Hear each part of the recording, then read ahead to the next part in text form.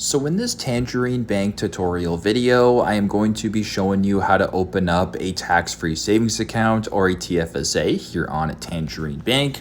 So once the app's opened up, go to the bottom left, press on the accounts icon. Once you're here, just scroll down to where it says open an account right here, open account, or you can scroll down, explore products and press investments. But for this example, I will just press open an account.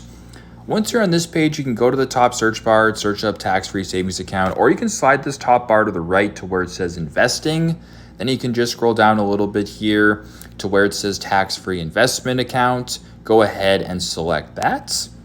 You can then go ahead and review it if you want. And if this looks good to you, go ahead and press add an account at the bottom and then press continue.